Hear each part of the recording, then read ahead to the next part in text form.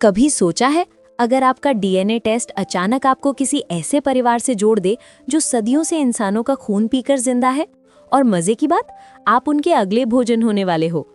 आज मैं आपको ऐसी ही दावत में ले जा रही हूँ, द इनविटेशन 2022। फिल्म की शुरुआत एक खूबसूरत मगर डरावने महल से होती है जो अंधेरे में डूबा हुआ है। इधर एक कमरे में एक औरत बहुत डरी सहमी खड़ी है। कोई आता है उसे खाना खिलाने के लिए। जैसे ही दरवाज़ा खुलता है वो भागने की कोशिश करती है, लेकिन बाहर बहुत से लोग खड़े होते हैं, इसलिए वो भाग नहीं पाती। वो एक लोहे की तार अपने गले में लपेट लेती है, एक भारी मूर्ति को पकड़ती है और अगले ही पल कूदकर अपनी जान दे देती है। मरने से पहले वो कहती है, मेरे साथ सब कुछ खत्म हो रहा है, मेरी आने वाली कोई भी पीढ़ी तुम्हें नहीं मिलेगी। कहानी कई साल बाद आगे बढ़ती है। अब दिखाई देती है एक लड़की का किरदार। ईवी नाम की लड़की है जो एक आर्टिस्ट है, मिट्टी के बर्तन बनाना पसंद करती है, लेकिन अभी वो वेट्रेस की नौकरी करके मेहनत कर रही है। उसकी एक अच्छी दोस्त है, दोनों मिलकर अपने अच्छे भविष्य के लिए मेहनत कर रही हैं। उसकी दोस्त उसे एक डीएनए टेस्ट का गिफ्ट देती है।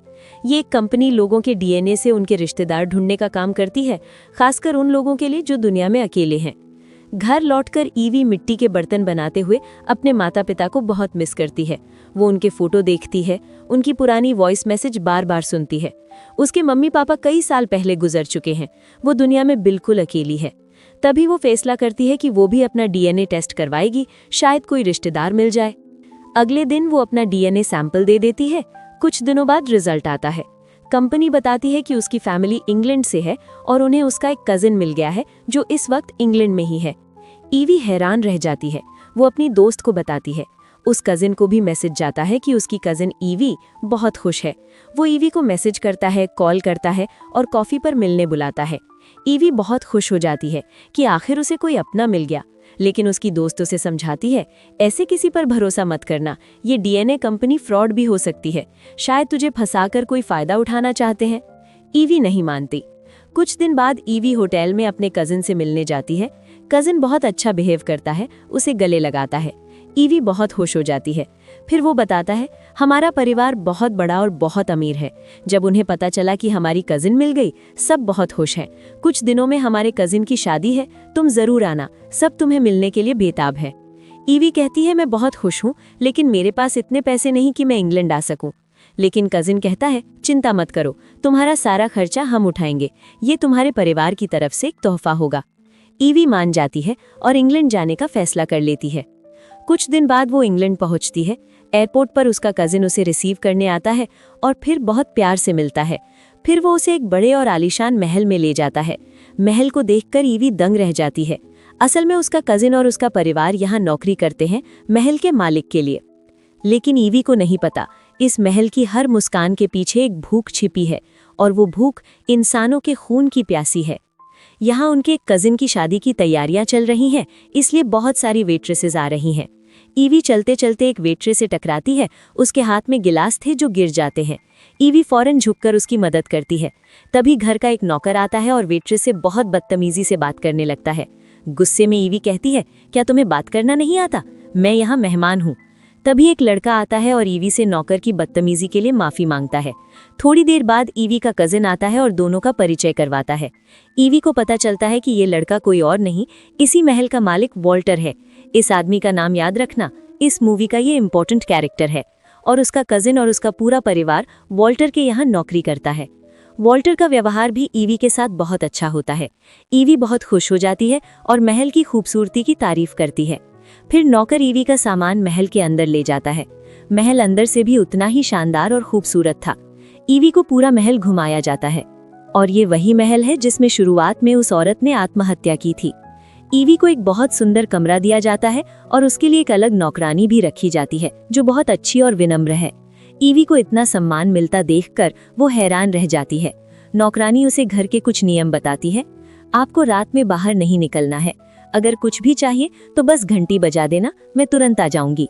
लाइब्रेरी में जाना सख्त मना है, वहाँ कुछ काम चल रहा है, और रात को जल्दी सो जाना। ईवी पर्दे हटाकर देखती है कि खिड़कियों के बाहर लोहे की मोटी मोटी सलाखें लगी है। हैरानी से पूछती है, ये सलाखें क्यों लगी हैं? नौकरानी मुस्कुराकर कहती है, यहाँ खतरनाक पक्षी आते हैं जो नुकसान पहुंचा सकते हैं, ये सलाखें हमारी सुरक्षा के लिए हैं। ईवी को थोड़ा अजीब लगता है, लेकिन वो कुछ नहीं कहती, सोचती है शायद सच कह रही होगी। रात को ईवी अपनी दोस्त को वीडियो कॉल करती है और सारी बातें बताती है। मैंने सोचा भी नहीं था कि यहाँ सब कुछ इतना अच्छा होगा, लोग, महल, सबका व्यवहार सब बहुत अच्छा है। थोड़ी देर बाद वॉल्टर खुद उसके कमरे के दरवाजे पर आता है और कहता है, मैं बस देखने आया था कि तुम ठीक हो या नहीं, और एक बार फिर उस नौकर की बदतमीजी के लिए माफी मांगता है। ऐसा लगता है वॉल्टर को ईवी अच्छी लगने लगी है। फिर ईवी थोड़ी टहलने निकलती है। महल के पास ही एक पुरानी इमारत दिखती है। वहां पहुंचते ही वो रुक जाती है क्योंकि वहां उसे कुछ बहुत भयानक दिखाई देता है। रात को ईवी को एक भयानक सपना आता है। वो घबराकर तुरंत उठ बैठती है। उसे बहुत प्यास लगती है, इसलिए वो पानी पीने के लिए कमरे से बाहर निकलती है। हॉल में देखती है कि सारे नौकर चाकर इकट्ठे हैं। हेड सर्वेंट एक लड़की को लाइब्रेरी साफ करने भेज रहा है। ये सब देखकर ईवी को थोड़ा अजीब लगता है। तभी उसकी नौकरानी आती है और कहती है, मैम साहब, आप कमरे में वापस चली जाएं। रात को बाहर निकलना आपके लिए ठीक नहीं है। ईवी चली जाती है, लेकिन कैमरा उस लड़की पर जाता है जो लाइब्रेरी साफ करने गई थी। अचानक छत से कोई चीज उस पर झपटती है और उसे घसीट कर ले जाती है। और यहाँ से कहानी अजीब नहीं, खतरनाक होने लगती है, क्योंकि महल में कोई ऐसा है जो अंधेरे में घात लगाकर बैठा है। सुबह ईवी को नीचे बुलाया जाता है। उसका पूरा परिवार उसे औपचारिक रूप से स्वागत करने के लिए इकट्ठा हुआ है। स्वागत के बाद वो अपने कमरे में लौटती है तो वहाँ एक खूबसूरत ड्रेस रखी है और उसके साथ एक नोट वॉल्टर ने भिजवाया है शाम की पार्टी के लिए। इधर फिर वही हेड सर्वेंट 2 लड़कियों को लाइब्रेरी में बियर लाने भेजता है और दोनों पर अटैक होता है और कोई उन्हें उठा ले जाता है। एक एक करके सारी वेट्रेसेस गायब होती जा रही हैं, लेकिन ईवी को इस बारे में कुछ पता नहीं चलता। शाम को ईवी वॉल्टर की भेजी ड्रेस पहनकर बहुत सुंदर लग रही होती है और पार्टी में पहुंचती है। वहां उसे 2 लड़कियां मिलती हैं। एक बहुत चालाक और घमंडी है, ईवी को देखते ही नाक भौं सिकोड़ती है। दूसरी बहुत मासूम और प्यारी है, ईवी के आने से सचमुच खुश है। ईवी को हैरानी होती है कि अभी तक दुल्हन को नहीं देखा। यहाँ सब अपने हिसाब से नियम बनाते हैं। तभी वॉल्टर आता है और सीधा ईवी के पास जाता है और उसके साथ डांस करने लगता है। ईवी का दिल खुशी से भर जाता है। डांस के बाद दोनों टहलने निकलते हैं। ईवी उस पुरानी इमारत की बात करती है जो कल उसे डरावनी लगी थी। वॉल्टर हंसते हुए कहता है, वो पुराने जमाने का वेयरहाउस है, सामान रखने के लिए बनवाया गया था। फिर वो उसे दूसरी जगह ले जाता है और दोनों घंटों बातें करते हैं। रात को ईवी अपने कमरे में सो रही होती है कि अचानक उसे कुछ डरावना महसूस होता है। वो चीखते हुए बेड के नीचे छुप जाती है और डर से रोने लगती है। उसकी आवाज सुनकर वॉल्टर दौड़ता हुआ आता है, कमरे की अच्छे से तलाशी लेता है, लेकिन कुछ नहीं मिलता। वो ईवी को समझाता है, शायद फिर बुरा सपना देख लिया, यहाँ कुछ नहीं है। ईवी को अब वॉल्टर के साथ बहुत सुरक्षित महसूस होता है, इसलिए वो कहती है, प्लीज आज रात यहीं लुक जाओ जब तक मैं सो न जाऊं। वॉल्टर मान जाता है। सुबह ईवी की आंख खुलती है तो वॉल्टर नहीं, सिर्फ एक लेटर पड़ा था। मैं जा रहा हूँ, तुम्हें नींद में डिस्टर्ब नहीं करना चाहता था, वॉल्टर। तभी पार्टी में मिली दोनों लड़कियां ईवी को लेने आती हैं। आज उसे तैयार करना है। तैयार होते वक्त नाखून काटते समय ईवी की उंगली कट जाती है और खून बहने लगता है। खून देखकर वो मासूम सी दिखने वाली लड़की खुद को रोक नहीं पाती और ईवी की उंगली से खून चूसने लगती है। ईवी को बहुत अजीब और घिनौना लगता है। गुस्से में वो वहां से चली जाती है। अब उसे यकीन हो जाता है कि यहाँ के लोग कुछ ठीक नहीं है, कुछ गलत चल रहा है। वो फैसला करती है कि अब वो मना की हुई जगह लाइब्रेरी में जरूर जाएगी। लाइब्रेरी में घुसते ही उसे टेबल पर अपनी सारी डिटेल्स मिलती हैं जो वॉल्टर ने उसके बारे में निकलवाई थीं। उसे बहुत बुरा लगता है और वो सामान पैक करने लगती है। तभी वॉल्टर आता है और माफी मांगते हुए समझाता है, मैंने ये सब इसलिए किया क्योंकि मेरी जिंदगी और मेरी दौलत बहुत कीमती है। जब मुझे पता चला कि तुम आ रही हो, मुझे डर था कि कहीं तुम सिर्फ पैसे के लालच में तो नहीं आ रही। मैं तो असल में तुम्हें जानना चाहता हूँ। ईवी फिर पिघल जाती है क्योंकि अब उसे वॉल्टर से प्यार हो चुका था। रात को बहुत शानदार डिनर रखा जाता है। सब बेहद खूबसूरत कपड़ों में है। ईवी को भी एक शानदार गाउन दिया जाता है। वो पहनकर आती है और वॉल्टर के पास बैठती है।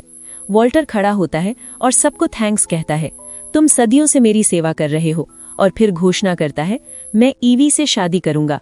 ईवी को अटपटा लगता है। बातें अजीब होने लगती हैं। तभी एक नौकर आता है, एक वेट्रेस का गला रेतता है और खून से एक बड़ा बर्तन भर देता है। ईवी सदमे में चीख पड़ती है और ये पल कहानी का टर्निंग पॉइंट है। वॉल्टर मुस्कुराते हुए कहता है, तुम लोग सदियों से मेरी सेवा कर रहे हो। नियम है, हर कुछ 100 साल बाद मुझे 3 दुल्हनें चाहिए। 2 मेरे पास है, तीसरी ईवी होगी। नंबर 3 जादुई और ताकतवर होता है। इसके बाद मैं और भी शक्तिशाली हो जाऊंगा। बदले में तुम्हें पैसा, शोहरत, ताकत सब मिलता रहेगा। अब ईवी को सब समझ आ जाता है। वॉल्टर एक वैम्पायर है, सदियों से जिंदा है। उसकी पहली पत्नी वो घमंडी लड़की है, दूसरी वो मासूम दिखने वाली। दोनों भी वैम्पायर बन चुकी हैं। तीसरी पत्नी थी ईवी की दादी, जिसने फिल्म की शुरुआत में आत्महत्या की थी। क्योंकि अब वॉल्टर साधारण लड़कियों से शादी नहीं कर सकता, उसे प्योर ब्लड वाली लड़की चाहिए। दादी का खून प्योर था, इसलिए उससे शादी की थी, लेकिन दादी ने जान दे दी। अब ईवी में भी वही प्योर ब्लड है। ईवी भागने की कोशिश करती है, लेकिन बेकार। वॉल्टर कहता है, सोचो मैं तुम्हें क्या दे सकता हूँ, अमरता, 100 आदमियों जितनी ताकत, कभी बीमार नहीं पड़ोगी, पैसा, शानो शौकत, बस मेरी हो जाओ। अब ईवी को बेसमेंट में कैद कर दिया जाता है। दोनों वैम्पायर पत्नियां आती हैं और समझाती हैं, हम भी यही सब झेल चुके हैं। जब वॉल्टर हमें अपना खून पिलाएगा, तुम्हें बहुत ताकत मिलेगी, सारी पुरानी जिंदगी भूल जाओगी, धीरे धीरे वैम्पायर वाली जिंदगी अच्छी लगने लगेगी। लेकिन ईवी रोते हुए कहती है, मैं कातिल या शैतान नहीं बनना चाहती। वे उसे जिंदा छोड़कर चली जाती हैं, क्योंकि जल्दी ही शादी होने वाली है। ईवी की नौकरानी बहुत नेक दिल और दयालु थी। उसे तरस आता है। वो चुपके से ईवी को भागने में मदद करती है। सही मौका देखकर ईवी भागती है। सबको पता चल जाता है और नौकरानी को मार दिया जाता है। बहुत सारे लोग ईवी के पीछे दौड़ते हैं। वो उस पुरानी बिल्डिंग में छुप जाती है। नौकरानी की डेड बॉडी भी वहीं लाकर फेंक दी जाती है। ईवी डर के मारे फिर भागती है। एक नौकर उसके पीछे आता है, लेकिन वो उसे उसी बिल्डिंग में बंद कर भाग निकलती है। वो हाँफते हाँफते एक गांव के घर पहुंचती है। वहां बूढ़ा कपल रहता है। ईवी रोते हुए कहती है, प्लीज पुलिस को फोन करो, कुछ लोग मेरे पीछे पड़े हैं, मुझे मार डालेंगे। वे उसे घर में लेते हैं। बूढ़ी औरत फोन उठाती है, पुलिस को नहीं, वॉल्टर को। ईवी समझ जाती है अब देर हो चुकी है। वे उसे चाय देते हैं। ईवी चाय बूढ़े के मुंह पर फेंक देती है। बूढ़ी औरत उस पर कुछ फेंकती है और ईवी बेहोश हो जाती है। जब होश आता है तो वो सोफे पर थी और सामने वॉल्टर बैठा वैम्पायर बनने के फायदे गिना रहा था। पास ही एक लड़की पड़ी थी जिसका खून वो पी रहा था। किसी तरह डर और दबाव में ईवी शादी के लिए हाँ कर देती है। शादी के वक्त वॉल्टर अपना हाथ आगे करता है। ईवी उसका खून पीती है और तुरंत बहुत ताकतवर महसूस करने लगती है। अब वॉल्टर को ईवी का खून पीना है, तभी तीसरी शादी पूरी होगी और वो सबसे शक्तिशाली बन जाएगा। लेकिन ईवी उसे अपना खून नहीं पीने देती। उसने चारों तरफ आग लगा दी थी। इंसान, नौकर चाकर डरकर भागने लगते हैं। वॉल्टर उसे रोकने आता है, लेकिन ईवी जलती लकड़ी का एक नुकीला टुकड़ा उसके सीने में घोंप देती है। वो कमजोर पड़ने लगता है। तभी उसकी घमंडी पत्नी ईवी से लड़ने आती है और चीखती है, मूर्ख लड़की, हजारों साल पुराना नियम तोड़ने की सोचती है। वॉल्टर को कुछ नहीं हो सकता, क्योंकि अगर वो मरेगा तो हम भी मर जाएंगी। वो ईवी को मारने वाली ही होती है कि तभी मासूम वाली पत्नी आती है। वो इस शैतानी जिंदगी से तंग आ चुकी थी। वो घमंडी पत्नी पर हमला कर देती है। दोनों वैम्पायर आपस में लड़ते लड़ते अजीब तरीके से खत्म हो जाती है। वॉल्टर कमजोर हालत में ईवी को पकड़ता है और जबरदस्ती उसका खून पीकर शादी पूरी करने की कोशिश करता है। ईवी तलवार से उसका हाथ काट देती है, फिर उसे धक्का देकर जलती आग में फेंक देती है। कमजोर वॉल्टर तुरंत जलकर मर जाता है। ईवी पूरे महल को आग लगाकर बाहर निकलती है। एक जिंदा बची लड़की भी उसके साथ भागती है। 2 हफ्ते बाद ईवी अब वैम्पायर बन चुकी है, क्योंकि उसने वॉल्टर का खून पी लिया था। लेकिन अब उसके पास जबरदस्त ताकत है। वो अपनी पुरानी दोस्त के साथ है और दोनों उस नकली कजिन को ढूंढ रहे हैं। ईवी कहती है, सब कुछ उसी की वजह से हुआ था, अब उसकी बारी है। इसी के साथ फिल्म खत्म हो जाती है। वीडियो पसंद आया तो मेरे इस नए चैनल को सपोर्ट करने के लिए प्लीज चैनल को सब्सक्राइब और वीडियो को लाइक जरूर करें। Take care, bye bye.